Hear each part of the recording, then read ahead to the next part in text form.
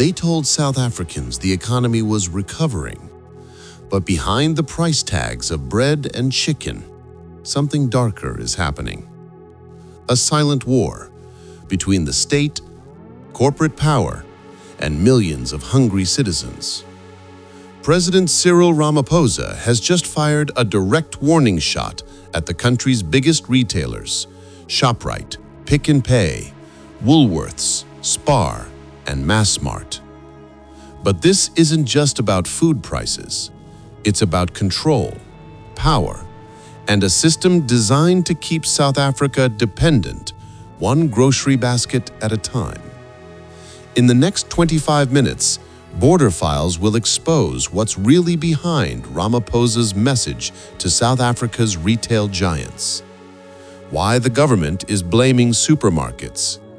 Why cartel behavior may be far more widespread than anyone wants to admit. And how this quiet war could redefine who controls the price of survival itself.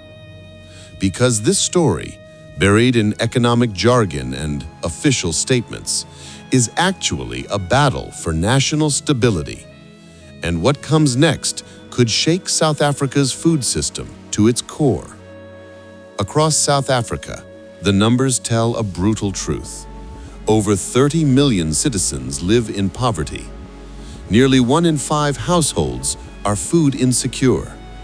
And while headline inflation has fallen to just over 3%, food inflation, the number that really matters, keeps climbing.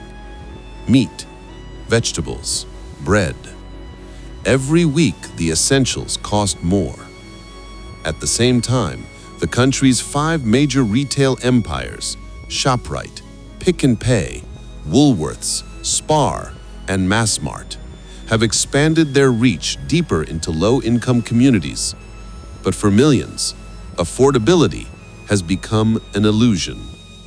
Ramaphosa's last letter to the nation wasn't just a statement, it was a warning. He accused retailers of inflating prices, hiding behind global supply chains and energy costs, while quietly protecting massive profit margins.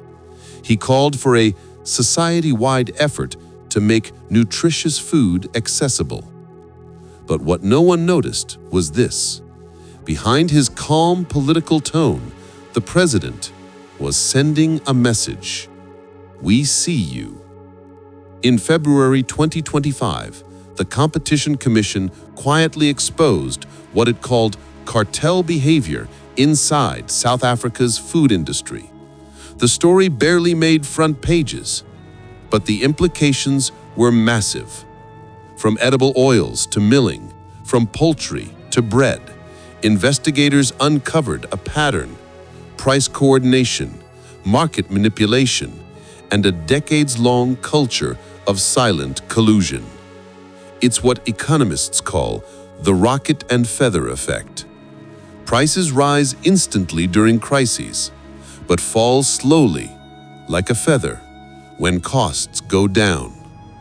Ramaphosa pointed to this same pattern. When droughts, fuel hikes, or global disruptions hit, prices explode overnight. But when the crisis ends, the shelves never recover. And that's not just business. That's manipulation disguised as market behavior. Because for years, while the government blamed global conditions, private cartels quietly engineered scarcity. But before you think this is a hero versus villain story, stop. Because the state is not innocent.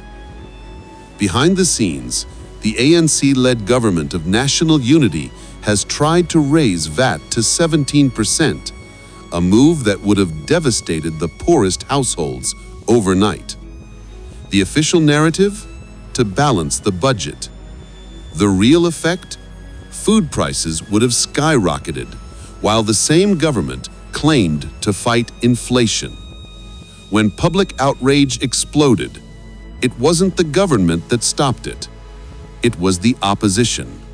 The EFF and DA went to court to block the VAT increase, exposing a dangerous contradiction, a government that talks about hunger but taxes survival.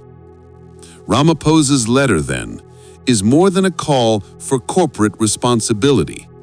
It's damage control, a strategic shift to redirect public anger away from Parliament and toward the private sector.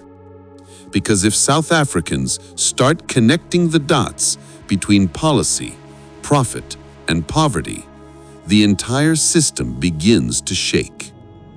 This isn't just a South African story. Across the world, food inflation has become the perfect weapon. In Nigeria, major supermarket chains are accused of coordinating prices during shortages. In Kenya, investigations into flour cartels exposed ties to political elites. In Europe, regulators uncovered major retail alliances controlling everything from eggs to milk pricing. The strategy is the same: monopolize distribution, inflate during chaos, normalize the pain. And South Africa, with its fragile economy and deep inequality, is the perfect testing ground for this global corporate behavior. Because when citizens can't afford food, they become controllable. When they depend on supermarket loyalty cards for survival, they stop questioning power. What's happening isn't just economics. It's social engineering, a slow, strategic conditioning of dependency. Here's how it works. Retail giants dominate supply contracts, locking out small competitors. They control logistics networks, from warehouses to delivery fleets. They negotiate volume-based rebates, forcing suppliers to obey or vanish. When energy costs rise, they pass it directly to the shelf. When energy costs fall, they pocket the difference. This isn't chaos, it's design. And every time a food crisis hits, retail profits spike, because hunger is profitable when you own the supply chain. Ramaphosa knows this, the Competition Commission knows this, and the public? They're beginning to feel it in the silence of empty fridges. Ramaphosa's warning to retailers might sound like moral leadership, but behind it lies desperation. The government is cornered between angry citizens, an overstretched budget, and a private sector unwilling to lose profit. If the investigations into cartel behavior go deeper, expect lawsuits, market panic, and even political fallout. Because the big five retailers are more than grocery chains. They're economic pillars. If one falls, the shock will echo through the entire system. And that's where everything changes. Because when the cost of food becomes a national security threat, governments start to act differently. History shows it, from France's bread revolts to Argentina's supermarket crackdowns. South Africa may be entering that phase now. So the next time you see a special offer or a price freeze, remember, it's not generosity, it's strategy. Behind every barcode is a calculation of power, politics, and control. And this quiet battle between government and retail could decide South Africa's future more than any election ever will.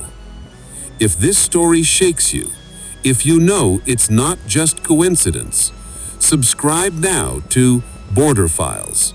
Turn on notifications, because in our next episode, we'll expose the next level of the food war and who's really pulling the strings.